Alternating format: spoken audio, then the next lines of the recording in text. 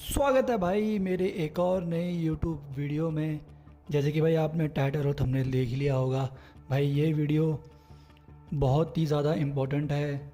जो भाई आजकल आपने सुना होगा न्यू यूजीसी एक्ट आ गया है, ठीक है, जिसमें रूल्स वगैरह बदल गए हैं।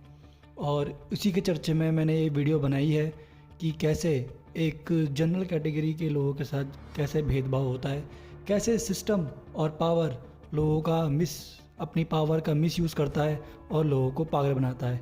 तो भाई हाँ, इस वीडियो को अभी लाइक कर दो और इस वीडियो को जितने हो सके अपने सारे दोस्तों को शेयर कर देना। और हाँ, चैनल पर नए हो चैनल को सब्सक्राइब कर देना। भाई आप लोगों का सपोर्ट चाहिए इस वीडियो को फैलाने के लिए, ठीक है। तो बिना आपका टाइम वेस्ट करे वीडियो को स्टार्ट करता हूँ। Let's go. तो भाई जैसे सबको पता है कि न्यू यूजीसी एक्ट आ गया है। रूल्स हमेशा की तरह बदले जा चुके हैं, ठीक है, चाहे वो एजुकेशन सिस्टम के ऊपर हो या फिर और कोई रूल या पॉलिसी हमेशा की तरह चेंज हो चुकी है। लेकिन एक सवाल आज भी अनआंसर्ड है।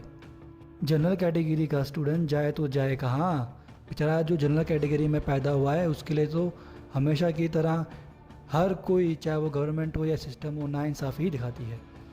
हर पॉलिसी में, हर रूल में एक ग्रुप हमेशा एडजस्टमेंट करता है और वो है और कोई नहीं भाई, आपका जनरल कैटेगरी, ठीक है। मैंने इस वीडियो को कुछ फेस में या कुछ आप बोल लो पार्ट में बनाया है। तो सबसे वाला पार्ट 1 है, वो है न्यू यूजीसी एक्ट का क्या बदला है, क्या उसमें बदला हुआ है, ठीक है। भाई देखो, हमेशा जब भी कोई नए रूल्स आते हैं, ठीक है, तो उस एक्ट का गोल ये है कि भाई एजुकेशन को रेगुलेट करना है ना, यूनिवर्सिटी को ऑटोनॉमी देना है, क्वालिटी इम्प्रूव करना है। पेपर में सब परफेक्ट लगता है भाई, सुनने में हर चीज़ में सब कुछ परफेक्ट लगता है, लेकिन ग्राउंड ये है पॉलिसी बनते वक्त इकोनॉमी, रियलिटी और ग्राउंड लेवल इक्वलिटी को पूरी तरह एड्रेस नहीं किया जाता, ठीक है, और उसको हमेशा की तरह भूल जाते हैं, ठीक है।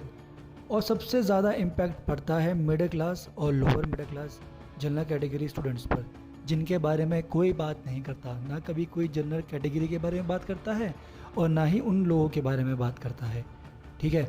अब आते हैं इस वीडियो के एक और फेज़ पे, वो है पार्ट 2, रिजर्वेशन का स्ट्रक्चर। जो भी रिजर्वेशन होता है उसका क्या स्ट्रक्चर है।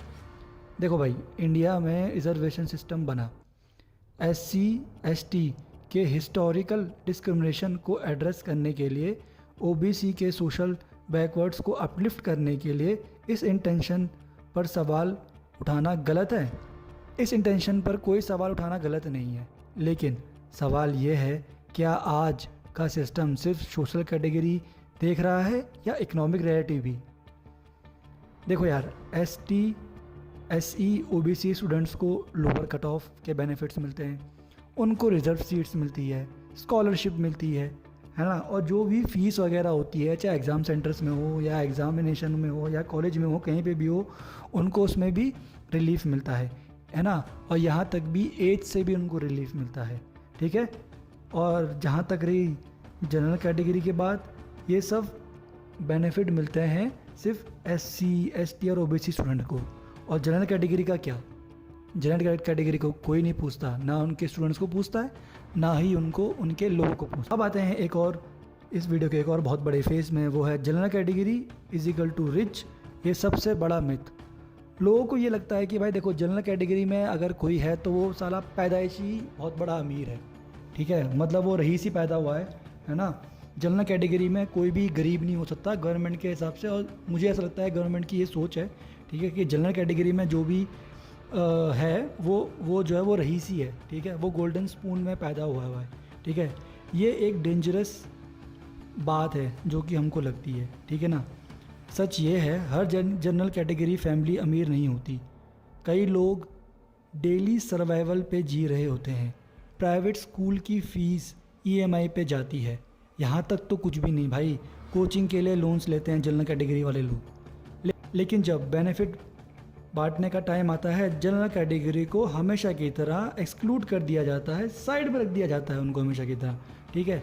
ना उनको कोई स्कॉलरशिप मिलती है, ना रिलैक्सेशन, ना कोई बैकअप। बस एक लाइन मिलती है जो कि हमेशा की तरह आप सभी ने सुनी होगी, वो है, आप जर्नल हो, compete करो। ये हमेशा की तरह एक लाइन उनको मिलती है। अब आते हैं इस वीडियो के एक और बहुत बड़े फेस में, वो है कंपटीशन का प्रेशर। जनरल कैटेगरी का स्टूडेंट के लिए हमेशा की तरह कट ऑफ हमेशा जो लिस्ट होती है वो हाईएस्ट होती है।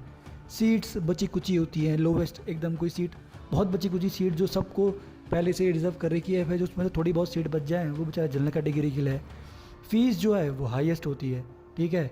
और अगर फेल हो जाए वो बेचारा बच्चा इतनी मेहनत करने के बाद भी, तो उसको ये बोला जाता है तुम्हारी मेहनत में ही कमी थी, तुम डिज़र्व नहीं थे, ठीक है। कोई यही नहीं पूछता तुम्हारे पास रिसोर्स था या नहीं, तुम कोचिंग अफोर्ड कर पाए या नहीं, तुम्हारे पेरेंट्स की इनकम क्या थी। सिस्टम सिर्फ रैंक देखता है, रियलिटी कोई नहीं देखता, ना कोई बताता है। अब आते हैं इस वीडियो के एक और फेज़ में, वो है इक्वालिटी वर्सेस इक्विटी। देखो भाई, इक्वालिटी का मतलब भाई मेरे हिसाब से तो ये होता है सबको सेम चीज़ देना, और इक्विटी का मतलब ये होता है सबको उनकी सिचुएशन के हिसाब से सपोर्ट देना। लेकिन आज का सिस्टम क्या करता है, कैटेगरी देखता है, इनकम, स्ट्रगल, बैकग्राउंड इग्नोर कर देता है। इसलिए सवाल उठते हैं भाई, आप लोगों को नहीं लगता कि टाइम आ गया है कि रिजर्वेशन को कास्ट के साथ साथ इकोनॉमिक बेसिक्स पर भी सीरियसली देखा जाना चाहिए। देखो यार, ये वीडियो किसी कम्युनिटी के ख़िलाफ़ नहीं है, ये वीडियो सिस्टम के ब्लाइंड सपोर्ट या उनको स्पॉट्स पर है, ठीक है। मैं जनरल कैटेगरी को कोई एनिमी नहीं, ठीक है, और ना ही SC, ST, OBC कोई विलन नहीं। विलन जो हैं वो ऐसी टाइप की पॉलिसीज़ हैं जो ग्राउंड रियलिटी से डिस्कनेक्टेड रूल्स को नहीं दिखाती, और वो अजम्पशन जो मानते हैं कि स्ट्रगल सिर्फ एक तरफा होता है। अगर एजुकेशन सिस्टम सच में फेयर बनाना है तो हमें ये मानना पड़ेगा जनरल कैटेगरी की भी लोग बेचारे गरीब होते हैं, और उनको कोई पूछने के लिए भी सवाल होना चाहिए, और कोई उनको भी पूछे कि भाई तुम्हारे पास सुख सुविधाएं हैं, तुम्हारे पास रिसोर्सेज हैं कोई भी चीज़ करने के लिए। हमें से सिर्फ एक तरफा साइड नहीं लेनी चाहिए। तो भाई देखो इस वीडियो को, तो भाई एंड में एक चीज़ बोलूँगा यार, जो मुझे लगता है वो ये है कि जस्टिस तब कंप्लीट होती है जब हर स्ट्रगल स्टूडेंट को सिस्टम देखे, सिर्फ उसकी कैटेगरी को नहीं कि वो किस कैटेगरी का है। तो भाई देखो, इस वीडियो को जितना हो सके शेयर कर देना अपने सारे दोस्तों में, सारे ग्रुप्स में, है ना, और अपना प्यार दिखा देना, सपोर्ट दिखा देना, लाइक कर देना वीडियो को, और सब्सक्राइब कर देना चैनल को। और भाई मैं ऐसी वीडियो लाता रहूँगा क्योंकि हमारे चैनल का नाम है द ट्रूथ अनप्लग। तब तक के लिए मिलते हैं हम अगली वीडियो में। जय हिंद, जय भारत।